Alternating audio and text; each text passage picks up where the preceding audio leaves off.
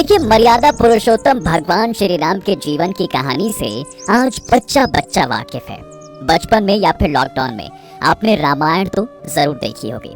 रामायण के लास्ट में हमें देखने को मिलता है कि भगवान राम जल समाधि के बाद गरुड़ पर सवार होकर बैकुंठ के लिए निकल जाते हैं। लेकिन इसके बाद अयोध्या और अयोध्या वासियों का क्या हुआ, ये किसी को पता हो या ना पता हो, लेकिन भैया अयोध्या में राम मंदिर बनकर तैयार हो चुका है, जिसका उद्घाटन 22 जनवरी 2024 को होने वाला है। ये आपको जरूर पता होगा। अयोध्या में बने इस मंदिर की कहानी कहीं ना कहीं भगवान राम के बैकुंठ जाने के बाद से ही स्टार्ट हो जाती है। जी हाँ, सही सुना आपने। जब इनके पुत्र कुश के द्वारा अयोध्या में राम मंदिर निर्माण करवाया जाता है।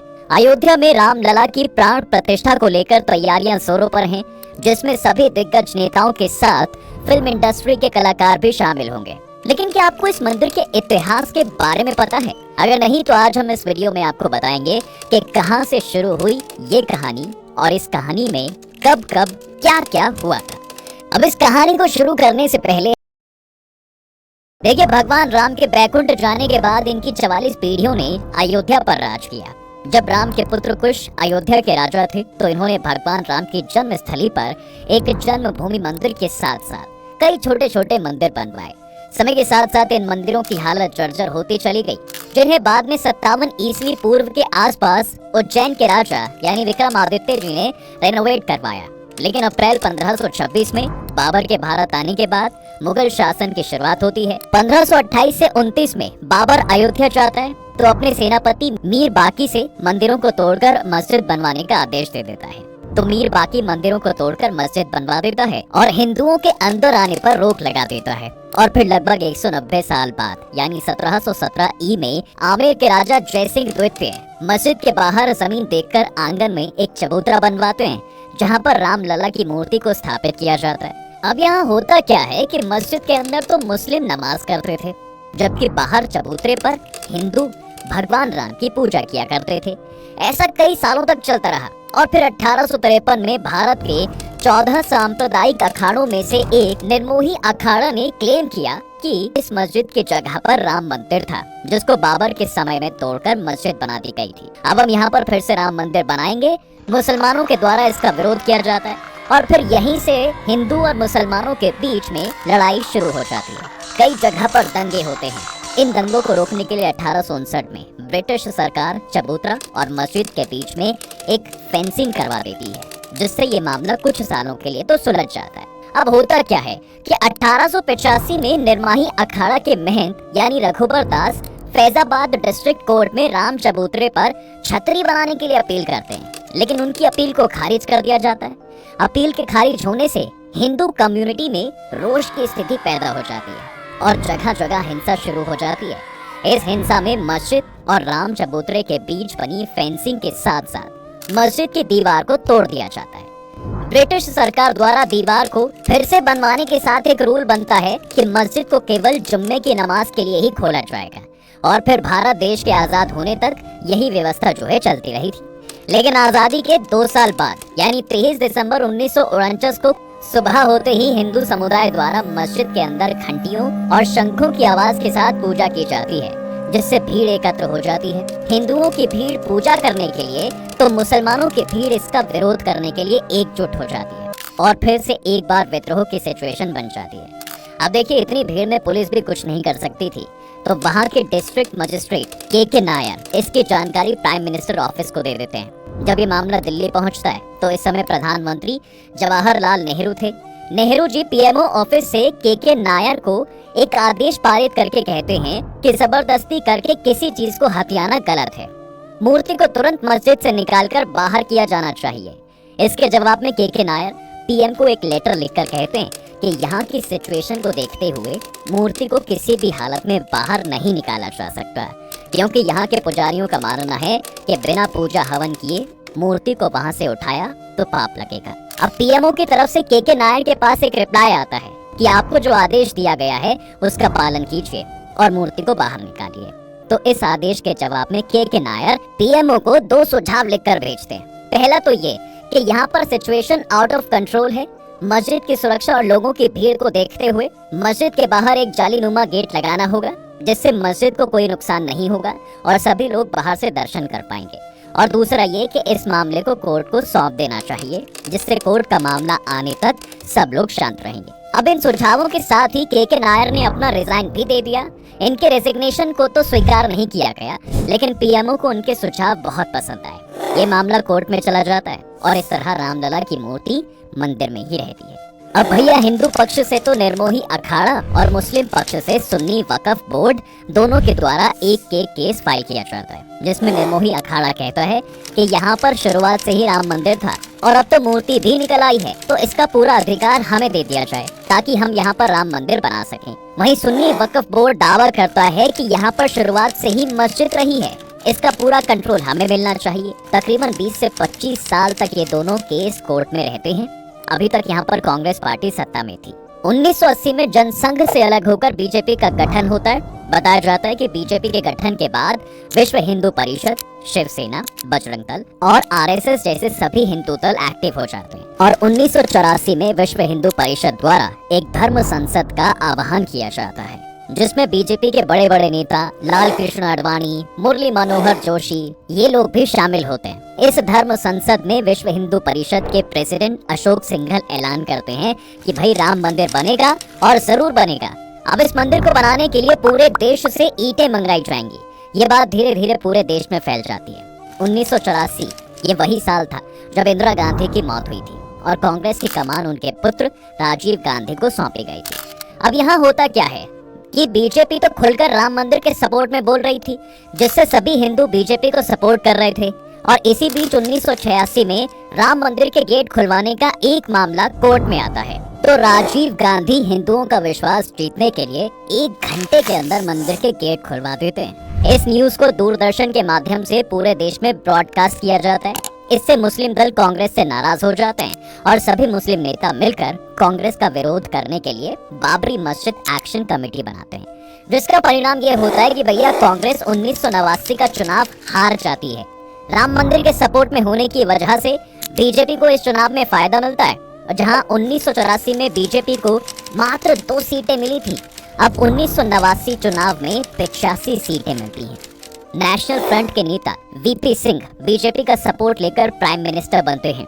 नेशनल फ्रंट की सरकार बनने के बाद बीजेपी के नेता लाल कृष्ण आडवाणी ऐलान करते हैं कि राम मंदिर के सपोर्ट में गुजरात के सोमनाथ से लेकर उत्तर प्रदेश के अयोध्या तक पूरे 10,000 किलोमीटर तक रथ यात्रा निकाली जाएगी, जो 30 अक्टूबर को अयोध्या पहुंचेगी। अब गुजरात और राम मंदिर की चर्चा हो और नरेंद्र मोदी जी का नाम ना आए, ये तो हो ही नहीं सकता। जी हाँ, बिल्कुल, इस यात्रा में गुजरात से मोदी जी भी शामिल हुए थे।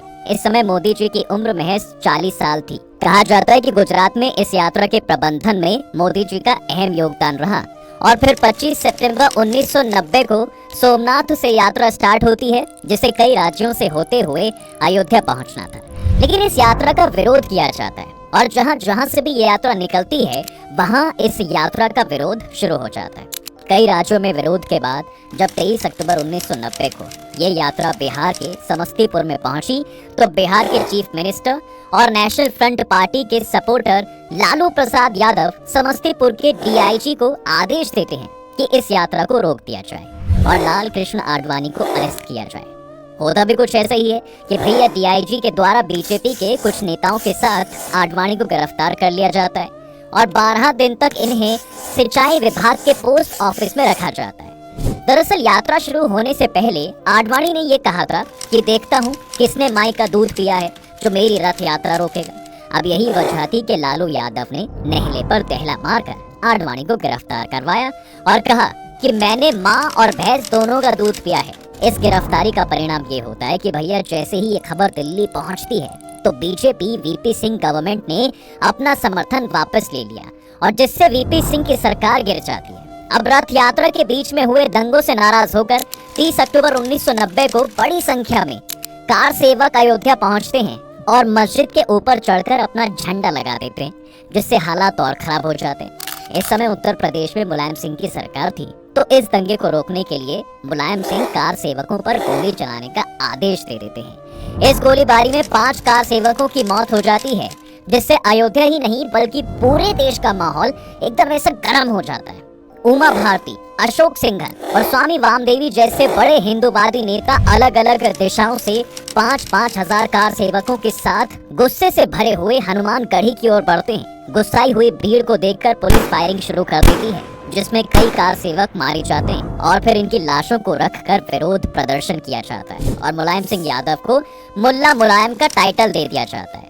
और इसी का परिणाम था कि भैया 1991 के चुनाव में मुलायम सिंह को हार का सामना करना पड़ता है और उत्तर प्रदेश में बीजेपी सरकार के मुख्यमंत्री बनते हैं कल्याण सिंह। लेकिन 1991 में राजीव गांधी की मौत होने की वजह से लोगों की सहानुभूति कांग्रेस को मिलती है, जिससे सेंटर में कांग्रेस की सरकार बनती है और प्राइम मिनिस्टर बनते हैं पीवी नरसिम्हा राव। यूपी में बीजेपी की सरकार बनने के बाद 10 जनवरी 1991 को अयोध्या के पुजारियों की सहमति से 2.77 एकड़ भूमि जन्मभूमि न्याय ट्रस्ट को दे दी जाती है। ये ट्रस्ट राम मंदिर के लिए जगह बनाने के लिए कंस्ट्रक्शन चालू कर देता है, लेकिन इसका मामला पहले से ही कोर्ट में चल रहा था, जिस वजह से कोर्ट द्वारा कंस्ट्रक्शन पर बैन लगा दिया जाता है। बैन लगने के बावजूद मंदिर बनाने के लिए 1992 में फिर से कार सेवकों का आह्वान किया जाता है। इस समय यूपी में तो बीजेपी की सरकार थी, लेकिन केंद्र में कांग्रेस की सरकार थी। केंद्र और राज्य सरकारों को ये डर था कि फिर से पहले जैसी सिचुएशन ना बन जाए, इसलिए 30 अक्टूबर 1992 में प्रधानमंत्री पीवी नरसिम्हा विश्व हिंदू परिषद और शिया सुन्नी बोर्ड दोनों के लीडर्स को मीटिंग के लिए दिल्ली बुलाते हैं। लेकिन इस मीटिंग में कोई खास निष्कर्ष नहीं निकलता और विश्व हिंदू परिषद के नेता आपस में ही एक प्राइवेट मीटिंग करके 6 दिसंबर को फिर से कार सेवकों को बुलाने का ऐलान कर देते हैं। तो कांग्रेस के प्राइम मिनिस्टर यानी पीवी नरसिम्हा यूपी के चीफ मिनिस्टर कल्याण सिंह को प्रेसिडेंशियल रूल लागू करने के लिए बोलते हैं, लेकिन कल्याण सिंह आश्वासन देकर मना कर देते हैं और कोर्ट में हलफनामा देते हैं कि यहाँ पर कोई हिंसा नहीं होगी और इसकी जिम्मेदारी राज्य सरकार की होगी और किसी भी सिचुएशन में कार सेवकों पर गोलियां नहीं चलाई जाएंगी। अब देखिए 6 दिसंबर 1992 को 2 लाख से ज्यादा कार सेवक अयोध्या पहुंचे थे। इस समय बीजेपी के कुछ नेताओं पर अयोध्या आने पर रोक लगा दी जाती है और यही वजह है कि उमा भारती सिर मुंडवाकर वहां पहुंचती हैं ताकि कोई उन्हें पहचान न पाए। उमा भारती के अलावा अटल बिहारी वाजपेयी जी, अशोक सिंघल, लाल कृष्ण आडवाणी जैसे सभी बड़े नेता अयोध्या पहुंच जाते हैं और फिर ये भीड़ 5 बजे तक मस्जिद के तीनों गुंबद को तोड़कर मेन गुंबद की जगह पर एक छोटा सा मंदिर बनाकर रामलला की मूर्ति वहां पर रख देती है, जिस वजह से हिंदू और मुस्लिम लोगों के बीच दंगे होने शुरू हो जाते हैं और राज्य सरकार द्वारा की गई सारी व्यवस्थाएं फेल हो जाती हैं। हजारों की संख्या में लोगों की मौत होती है और सेंट्रल गवर्नमेंट द्वारा यूपी में प्रेसिडेंशियल रूल लागू कर दिया जाता है, जिसके बाद कल्याण सिंह मुख्यमंत्री पद से अपना इस्तीफा देते हैं। ये मुद्दा इंडिया तक ही सीमित नहीं रहता, बल्कि इसके विरोध में पाकिस्तान और बांग्लादेश में हिंदुओं की दुकानें जलाई जाती हैं, उन्हें लाठियों से मारा जाता है और कई हिंदू मंदिर तोड़ भी दिए जाते हैं। अब जब 2001 में बीजेपी पार्टी से अटल बिहारी वाजपेयी की सरकार बनती है, तो विश्व हिंदू परिषद द्वारा सेंट्रल गवर्नमेंट को बोला जाता है कि अयोध्या में राम मंदिर बनाने का काम शुरू करवाओ और अगर सरकार से नहीं हो रहा है तो हमें बता दो, फिर हम मंदिर बनवाएंगे। अब जब सरकार की तरफ से कोई प्रतिक्रिया नहीं मिलती तो भैया 15 अक्टूबर 2002 में विश्व हिंदू परिषद सैकड़ों कार्यकर्ताओं को बुलाकर मंदिर का निर्माण शुरू कर देती है। जब ये कार्यकर्ता अयोध्या से लौटकर जा रहे थे तो जैसे ही इनकी ट्रेन गोधरा पहुंचती है तो भड़के हुए लोगों द्वारा ट्रेन में आग लगा दी जाती है, जिसमें 58 लोगों की मौत हो जाती है और इसके बाद एक बार फिर से देश का माहौल गर्म हो जाता है, जिससे कोर्ट इस मामले में तेजी करने की कोशिश करती है और फिर ASI यानी आर्कियोलॉजी जर्नी ऑफ इंडिया को इस मंदिर के आसपास खुदाई करके रिलेटेड साक्ष्य निकालने के लिए बोला जाता है। तकरीबन 6 महीने की खुदाई के बाद ASI की रिपोर्ट आती है, जिसमें 10वीं और 12वीं सेंचुरी के हिंदू मंदिरों के अवशेष मिलते हैं, जिसके आधार पर 30 सितंबर 2010 को कोर्ट का फैसला आता है, जिसमें कोर्ट पहली बार ये मानती है कि यहाँ पर राम जन्मभूमि थी और इस भूमि को 3 भागों में बांट दिया जाता है।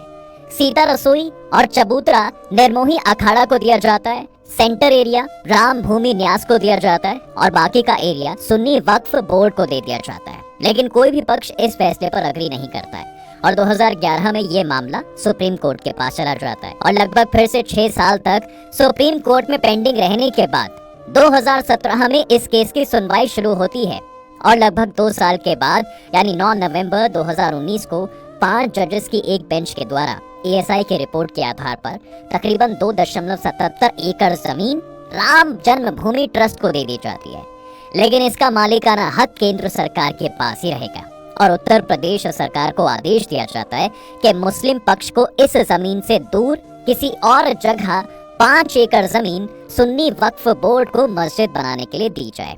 इस तरह सबसे लंबे चलने वाले इस मामले का फैसला किया जाता है। तो ये हमारे संविधान की खूबसूरती है भैया कि जब इस मामले का फैसला आया तो किसी भी पक्ष द्वारा ना तो कोई हिंसा की गई और ना ही किसी पक्ष ने इस फैसले का विरोध किया। और फिर 5 अगस्त 2020 को प्रधानमंत्री नरेंद्र मोदी अयोध्या पहुंचकर